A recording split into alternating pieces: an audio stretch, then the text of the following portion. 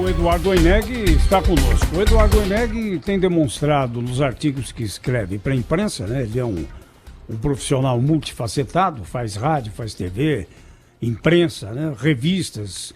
E ele, recentemente, num artigo para a revista Exame, falou sobre insegurança jurídica. Esse é um ponto que vai ser difícil de vencer, não, Oineg? Bom dia. Bom dia, Zé Paulo, bom dia a todos, bom dia, ouvinte. É inacreditável como a gente tem uma adoração por viver num país instável juridicamente. A gente já venceu a insegurança econômica, porque a gente tinha inflação e não tem mais. A gente já venceu a insegurança política, considerando que a gente viveu regime de exceção e não tem mais, a gente tem uma democracia. Agora, a insegurança jurídica é uma loucura. Pega um caso, Zé Paulo, está nos jornais de hoje, nos últimos dias, a Prefeitura de São Paulo está tentando fazer obras no centro da cidade. E aí começam a vir liminares, decisões judiciais, como se a Prefeitura não tivesse tomado nenhuma providência razoável antes de iniciar a obra. E são obras importantes, obras no Lago do Aroche, obras no Anhangabaú, obras. Aí manda parar a obra, para a obra. Quem é que paga essa conta de parar a obra? O prefeito Bruno Covas? Não vai mudar nada na vida dele, mas muda tudo na nossa vida. Aeroporto de Vitória, no Espírito Santo, 16 anos para concluir um terminal de 8 milhões de passageiros. Vou dar um exemplo extremo. Em Pequim, fizeram um terminal com 72 milhões de passageiros em 5 anos. Claro, lá eles não querem nem saber, não existe nem estabilidade, nem instabilidade, nem regra jurídica, nem nada. Vai lá, passa a máquina e manda bala. Mas aqui no Brasil, você assina um contrato, Zé Paulo, e ele não vale. Ele não vale. O governo do Rio Grande do Sul, o governo do Rio de Janeiro assinaram contratos com o governo federal se comprometendo a pagar pelas dívidas que foram roladas. No primeiro pagamento entraram com uma ação no Supremo Tribunal Federal e conseguiram uma liminar. Conseguiram uma liminar de ministros do Supremo Tribunal Federal para não pagar. E nós temos no Brasil um negócio horroroso, que é esse ativismo. Eu chamo de direito de búzios. Búzios. Joga os búzios. Eu interpreto a Constituição. A Constituição é o que eu quiser que seja. A Constituição é uma obra viva. E quem dá vida à Constituição sou eu. Por quê? Eu sou contra esse direito positivista. Essa coisa de que o que está escrito impõe as regras sobre nós. Então, um juiz de primeira instância da Bahia, a gente conversou sobre isso na segunda-feira, deu uma canetada dizendo que o presidente da República e o filho dele tem que explicar por que o Eduardo Bolsonaro vai ser embaixador em Washington. Nós podemos ter opinião sobre isso, podemos ser a favor, podemos ser contra. Quem tem que resolver isso é a classe política. Então o Poder Judiciário está subordinando os eleitos e a democracia está ficando debaixo da toga. A toga não pode mandar na democracia. O voto tem que valer mais. O Poder Judiciário tem que ser um poder conservador para manter aquilo que está escrito e não para criar vida segundo a cabeça de cada um, segundo o Luiz Roberto Barroso e todos aqueles que pensam como ele, como esse juiz da Bahia. Então nós estamos num momento muito delicado do ponto de vista da insegurança que atrapalha os negócios, atrapalha o agronegócio, atrapalha as mudanças, a infraestrutura. Eles não estão nem aí. Sabe por que eles não estão nem aí? O saláriozinho deles cai no dia certo. A aposentadoria deles cai no dia certo. Eles não têm compromisso com o progresso. Eles não são cobrados. O Ministério Público não responde por nada. E se você disser que o Ministério Público tem que responder por alguma coisa, como o Congresso Nacional está acovardado, já falam assim, querem calar o Ministério Público. Querem como é que é? A lei da mordaça, querem acabar com a Lava Jato. E aí vem com esse besterol.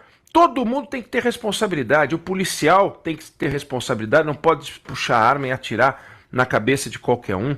O médico tem que ter responsabilidade e é cobrado. O professor, o jornalista, o bombeiro, o engenheiro. Agora o Ministério Público faz o que quer nesse país. O juiz faz o que quer nesse país, decide como quer e não é punido. Isso atrapalha os negócios, se chama insegurança jurídica. Um último exemplo, Zé Paulo, Olha que coisa louca, tem uma discussão que está no CARF, aquele conselho para onde vão as discussões depois que a Receita resolve brigar com o contribuinte, seja pessoa física ou jurídica, antes de ir para a Justiça. A Nivea, todo mundo já ouviu falar da Nivea, tem um produto que ela classificou como desodorante. IPI 7%. A Receita disse, não, é hidratante. IPI 22%. Foi parar na Justiça, foi parar no CARF. Uma briga, não resolveu. Então a Nivea produziu um negócio que a gente vai ter que... O CARF está se reunindo para saber se é mais hidratante do que desodorante ou se é mais desodorante do que hidratante. A dúvida deveria ser, né, Werneck? Passo no sovaco ou no rosto, né? Passa no sovaco ou no rosto. Resolve isso fácil, né? A gente resolve isso num rápido teste aqui. Mas é uma loucura, porque significa o seguinte... Primeiro que fica parecendo que a Nivea está querendo dar um tombo na Receita. Segundo, fica uma discussão bizarra e isso é insegurança, porque você vai lá e decide que é desodorante, 7% de IPI, recolhe o 7% de IPI, toma um toco da Receita e assim vai. E assim vai. A Crocs teve um problema. A Crocs, aquela sandália Crocs, aquilo ali é um sapato de plástico ou é uma sandália? Pronto. Virou uma confusão dos diabos porque também o IPI é diferente. Sabe qual é a chance de um empresário que tem uma carteira de produtos grande acertar todos os IPIs? É zero, a não ser que ele sempre opte pelo IPI mais alto. Só que ele tem que se proteger, ele não pode optar pelo IPI mais alto sempre. É uma loucura isso. Isso é insegurança jurídica, Zé Paulo. Nós temos que acabar com isso. Não é a reforma tributária que vai acabar com isso. Isso é uma cultura.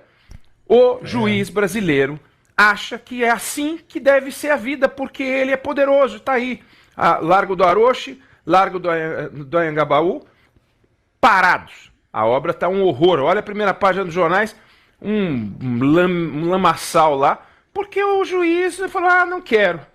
Não dá, né? Sim, mas acho que foi o Ministério Público, mais uma vez, né, que intercedeu aí para essa decisão. Claro, a obra mais cara é a obra parada. Será que ninguém se toca disso?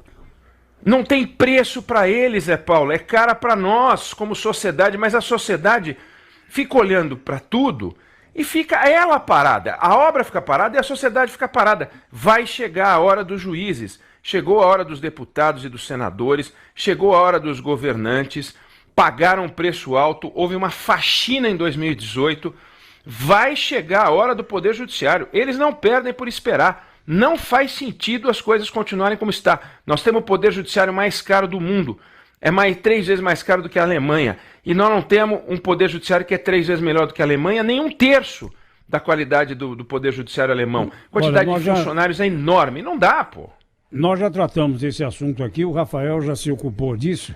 E fica aqui a sugestão, viu, para esses promotores públicos, para os conselheiros do Tribunal de Contas, que vivem interferindo aí em ações administrativas e as coisas não deslancham, que eles se candidatem. A eleição é o ano que vem, né? Exato! Oineg, eu fiz recentemente um rápido levantamento aqui na programação da Rádio Bandeirantes só sobre questões municipais estão impedidas ou por pedidos do Ministério Público acatados pela Justiça, pelo Tribunal de Justiça, ou por decisão do Tribunal de Contas do município, a troca das lâmpadas em São Paulo, desde a gestão Haddad, a concessão do Autódromo de Interlagos, a privatização do ANB, a nova licitação para o transporte público em São Paulo, isso para citar 4 grandes projetos que a Prefeitura de São Paulo tinha e não consegue implementar. Desde a gestão Kassab, nós estamos tentando conceder o estádio do Pacaembu, a iniciativa, e não é venda, hein? É uma concessão do estádio do Pacaembu para iniciativa privada, então estou falando já de praticamente 10 anos de tentativas e parece que agora o projeto vai ser concluído, ou seja, um prefeito hoje, ele não faz nada além de administrar um caixa combalido, porque qualquer coisa que ele tente fazer, desde consertar uma calçada, até reformar o Vale do Anhangabaú, desde contratar uma empresa para trocar lâmpada, até reformar o sistema de transporte público em São Paulo, ele é vetado, ele é simplesmente impedido de fazer. Enquanto isso, por exemplo, no transporte público, ao invés de modernizar o transporte público, de vender o serviço para as empresas por mais 20 anos, São Paulo vai fazendo contrato de emergência atrás de contrato de emergência, o que é ruim para todo mundo. É ruim para a prefeitura, que não consegue estipular novas regras, é ruim para os empresários, que não têm um horizonte longo para investir, e principalmente é ruim pro usuário, pro cidadão que não vê o serviço melhorar de maneira contundente. Então, hoje,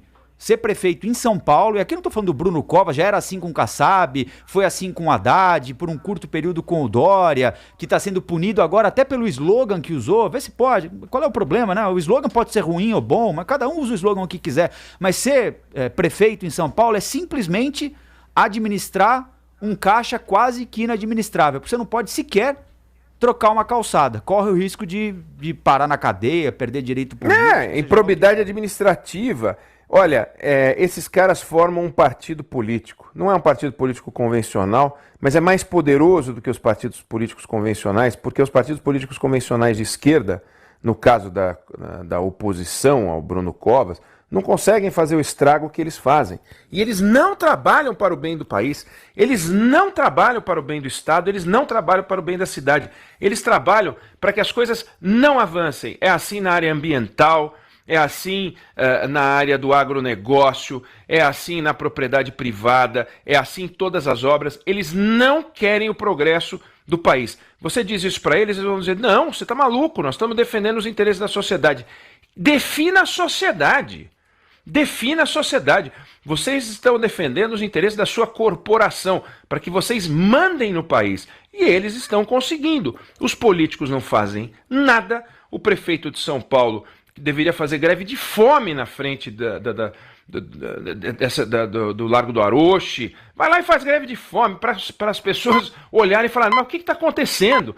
Está acontecendo que não deixam os avanços acontecerem, sob o argumento de que estão preservando alguma coisa. Preservando o quê? O centro de São Paulo é um horror. O centro de São Paulo é uma preciosidade abandonada. Está completamente largado. Vale do Anhangabaú, agora aparece, o que me impressiona, essa discussão me incomoda, viu, Eneg? Porque, enfim, né, nós aqui sempre acompanhamos muito a cidade, eu fui repórter muito tempo e acompanhei muito sempre as coisas da cidade, a Câmara, a Prefeitura, então eu frequentei muito o edifício Matarazzo, por exemplo, conheço muito bem o movimento do Vale do Anhangabaú, os paulistanos conhecem muito bem o movimento do Largo do Aroche, o Vale do Anhangabaú, por exemplo, fede a urina.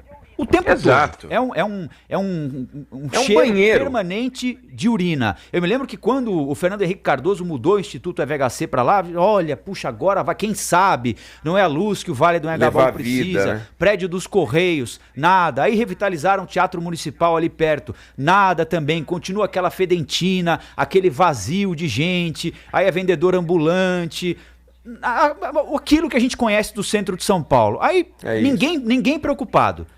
Eu não sei se o projeto do prefeito Bruno Covas é o ideal, se não é o ideal, se tinha de ser aquele piso, se pode ser chafariz, se tem de ser fonte luminosa. Mas quando a prefeitura quer fazer alguma coisa para tentar melhorar, aí todo mundo diz, não, peraí, porque o patrimônio público, aí Largo do Aroche. O Largo do Aroche, a gente não ouve falar no Largo do Aroche desde o Sai de Baixo, lembra aquele programa que falava do Largo do Aroche, não sei o quê? Tem muita gente que nem sabe onde é o Largo do Aroche, lá a mesma coisa, velho, largado, aí quando vão reformar, peraí, mas porque Dom Pedro, porque não sei quem, porque, é uma piada, sabe? Ninguém quer jogar o Largo do Aroche, transformar o Largo do Aroche numa loja do McDonald's, se fizessem isso, aí alguém podia falar, não, peraí, também aí é demais, né? Não vamos... Eles não querem o progresso, mas não é isso, Rafael. Pô. A gente tem que aprofundar essa discussão, é importante, a Rádio Bandeirantes discute isso ela sempre acompanha essa discussão, mas é importante aprofundar cada vez mais. Existe um partido político hoje no Brasil, poderosíssimo, é o Ministério Público. Ele para tudo e subordina os políticos acovardados, amedrontados por causa da Lava Jato, subordina os políticos às suas decisões. Agora, sabe como eles fazem isso? Você pensa que o Ministério Público faz isso ao arrepio da lei? Não faz, não. Faz isso segundo a lei. O Ministério Público não é ilegal. Só que o Ministério Público tem uma lei que autoriza eles a funcionar. A Constituição de 1988, que deu a eles um poder absolutamente ilimitado, mexe na lei.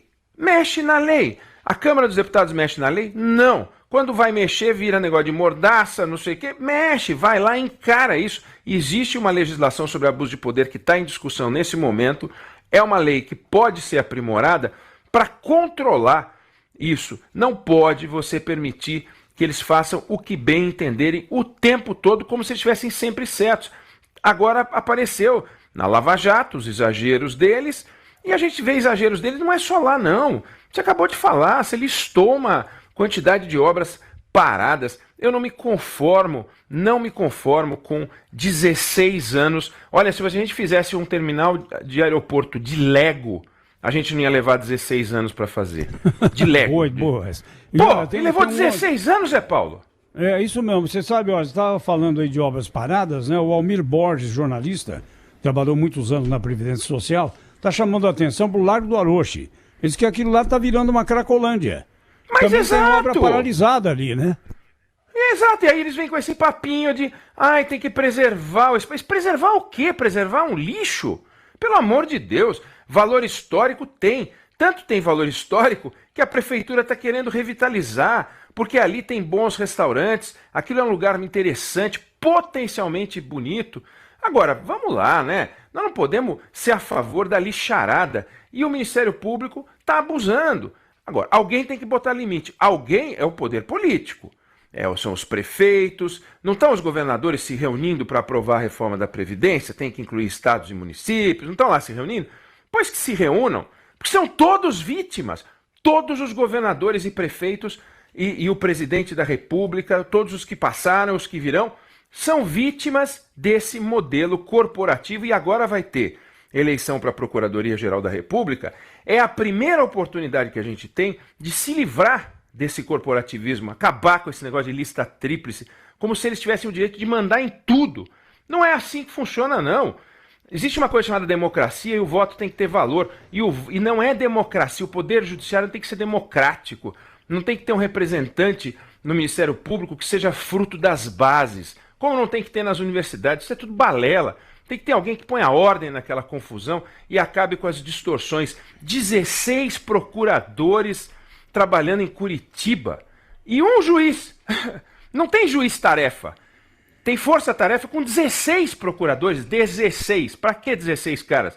Para pensar coisa boba, porque começa a ficar com tempo livre, começa a conspirar, como a gente viu nos áudios vazados.